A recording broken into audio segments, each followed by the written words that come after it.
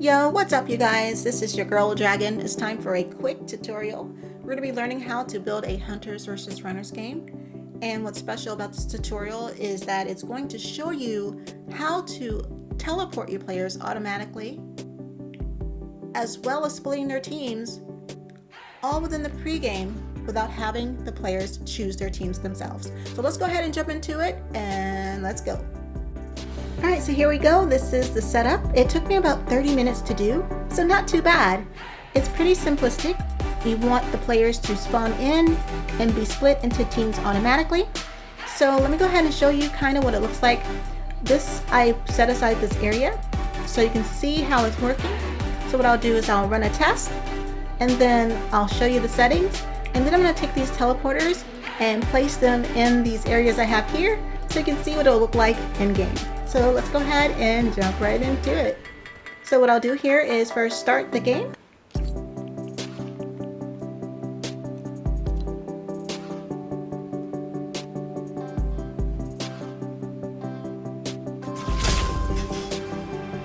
Alright, so I have been chosen Hunter, and the other player there is waiting to be transported to be the hider. Now they won't be changed until the timer runs out, and now they're hiders. And there you go. Alright, now that you've seen that, let's go ahead and take a look at the settings.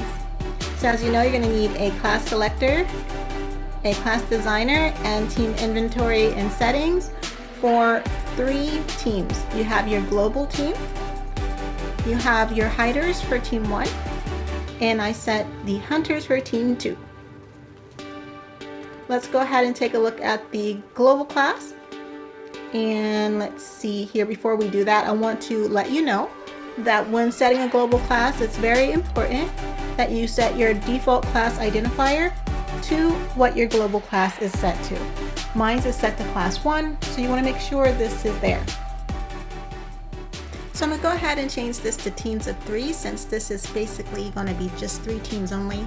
However, if you do have more than 1 team, make sure you have the amount of teams reflected right here. Alright, let's jump into it. So the team name for global is everyone. Again, you can, name it whatever you like. And I'll just go ahead and you can see the settings. Again, the default class is a class 1.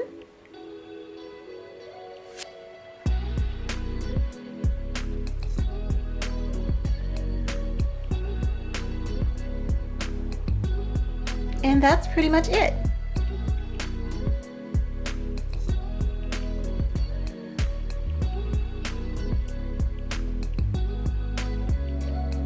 Now, some important things, you want to make sure that your default class cannot build and that type of thing. So be sure to set those settings.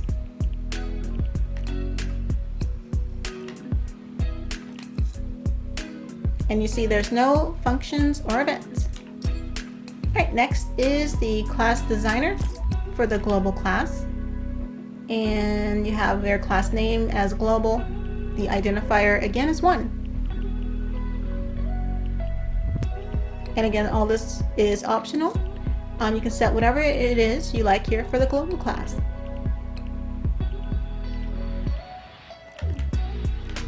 And there's no functions, no events. Alright, and then the class selector, global, let's take a look at that. So the class to switch to will be class 1. The team to switch to will be team 3. The activating team is any.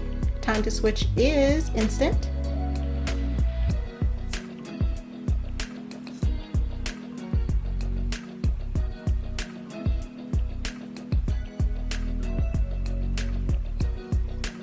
There you can see the settings on that.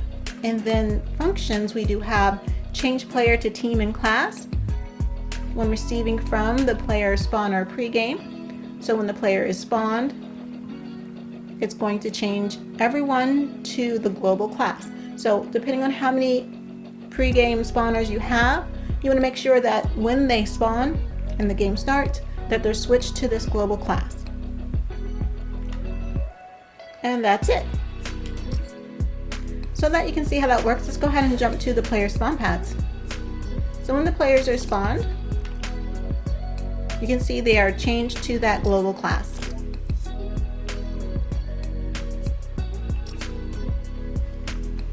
So depending on how many you have, you want to make sure you set each one of them to do so.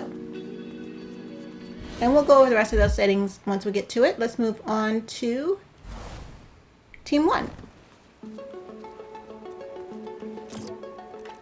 Alright, so Team 1 is hiders. Again, it's Team 1. The color is blue or whatever you like. And the class identifier is going to be 2 this time. And you can see the rest here. Again, these settings, you can change it to whatever you like. There's no functions and there's no events. So you see here, just these 3 settings is all I have. And then let's take a look at the class designer. It's set for Team 1 and a class identifier of 2. And again, all below is optional, depending on what you want them to do. There's no functions and no events. I'll go ahead and show you the modified options. Again, it's Team 1 with a class identifier of 2. And let's take a look at the selector. The class to switch to is 2. The team to switch to is 1. Activating team is any. The time to switch is instant, and so on.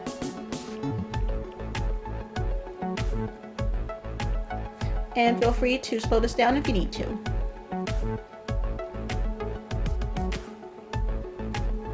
So we do have a function here. We're going to change the player to team and class when the Mutator Zone is enabled. And as you can see, I do have a Mutator Zone over the pregame area.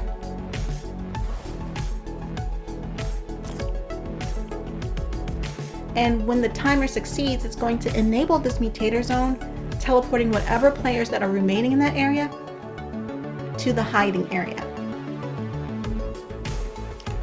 It's also going to change their class. And as you see here, I have no events.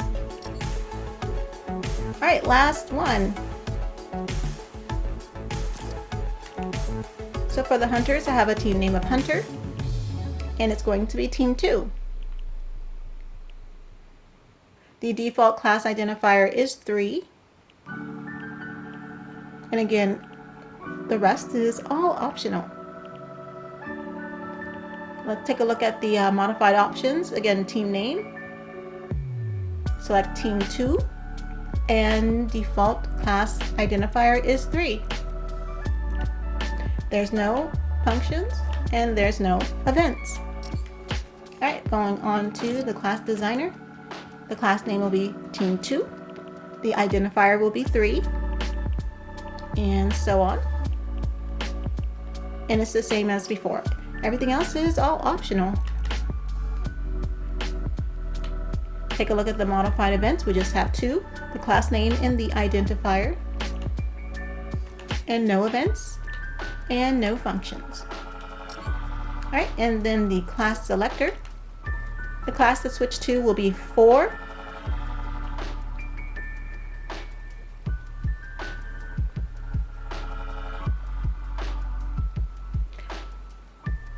The team to switch to will be 2. Activating team is any. Time to switch, instant, and so on.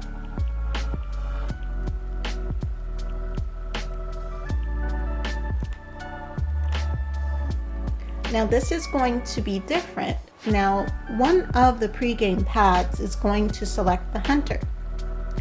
And when it does, whenever a player spawns on that particular pregame pad, it's going to trigger an event. So I have it change player to team and class when receiving from the trigger when it is triggered. So trigger hunter on triggered. And that's the only function I have, and then there's no events. Let's go ahead and take a look at that. So this is my hunter pregame pad. You can make it any pad that you want to. Just keep in mind that players will spawn in randomly on any pad here in the pregame because these are set to a team of any. And when they start the game, they won't have a designated team.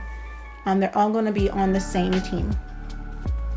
However, if they end up spawning on this one particular pad, it's going to immediately select them as the hunter.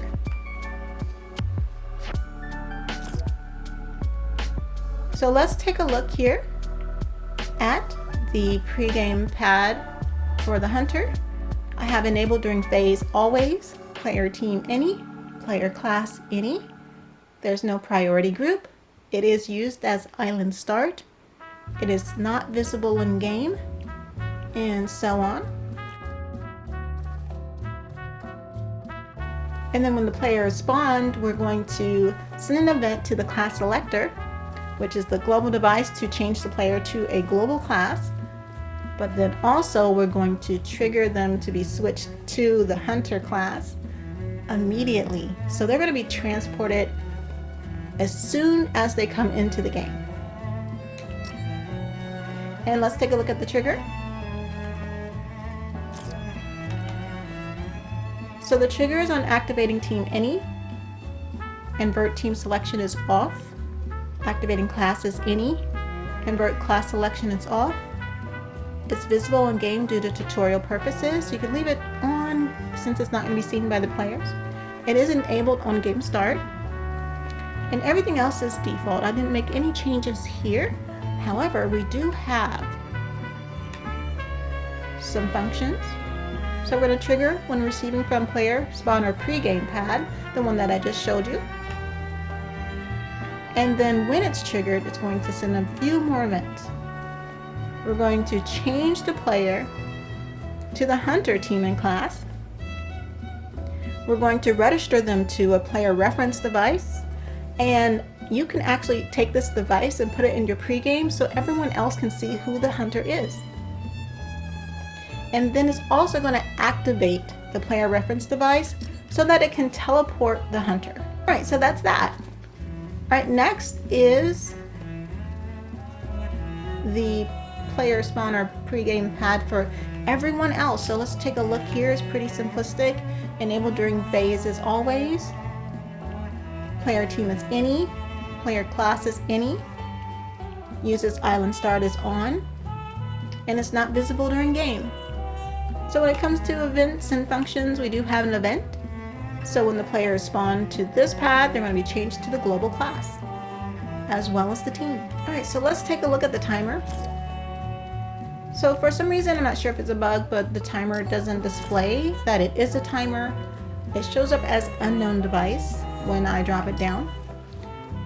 If you're having that same issue, let me know, because that's definitely really interesting. I have this timer set to a duration of 15 seconds, and I have it set to selecting a hunter. It's on a countdown. It's going to start when the game starts. The players cannot interact. The activating team is any. The activating class is any. It does apply to everyone.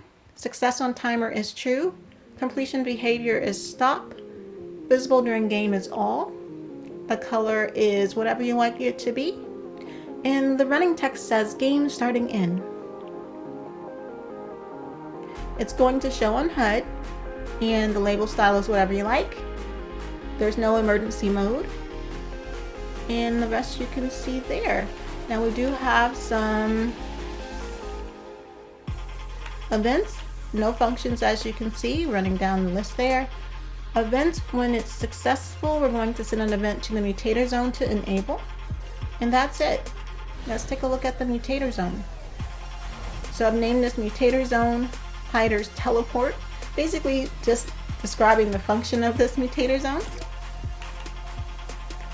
And you want to make sure this is set to enabled on phase none. And whatever the size of your pregame, you want to make sure that it covers all the players so that they all fit within the zone. It will affect players. And I believe these are the default settings. It's okay to leave it there. You want to make sure allow editing set to no and there's no building. So let's go ahead and make sure we get that set. Turn off the VFX and turn off building.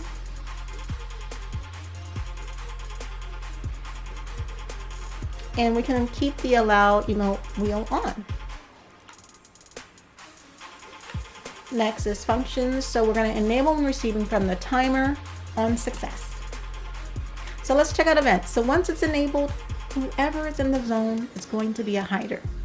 So we have it on player entering zone, send an event to class selector hiders to change player to team and class, and then teleport them to the hiding area so they can get started. Here's the teleporters here. Let's take a look first at the hiders teleporter. And since with EventBinding, once you set that up, it should automatically be there. You want to also make sure that the teleporter group is set to none. That's really important as well. Enable during phase is all, and selected team is all. You don't have to set class or anything because they're just going to be teleported to this teleporter because they're going to be the only ones in that room. There's no need to change the teleporter target, and so on.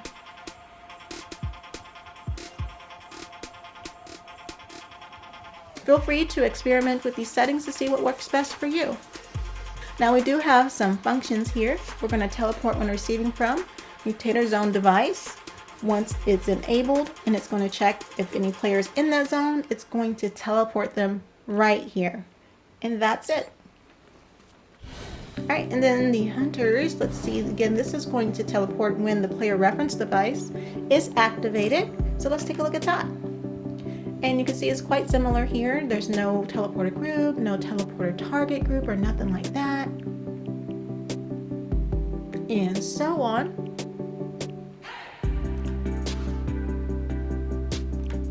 And then the function will be teleport when receiving from player reference hunter on activated. And no events. And that completes the entire setup there. What I'm going to do next is take these teleporters and move them into the game. And we're going to run another test so you can see what it looks like.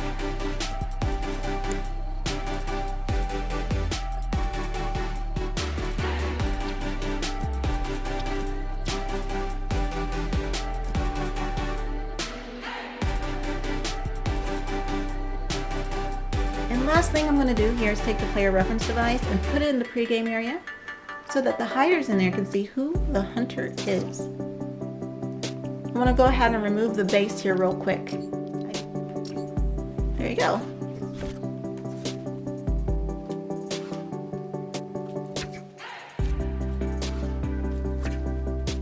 Alright, let's go ahead and run a test.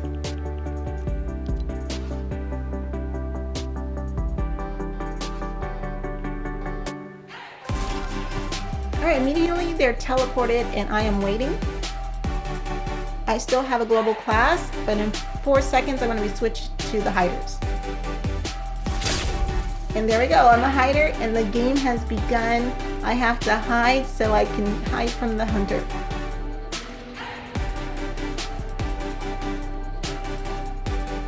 Alright, that's it. I hope this helps you develop your game. If you have any questions, let me know. Pop a comment down below or just let me know in Discord. I'll see you guys on the next one. Bye!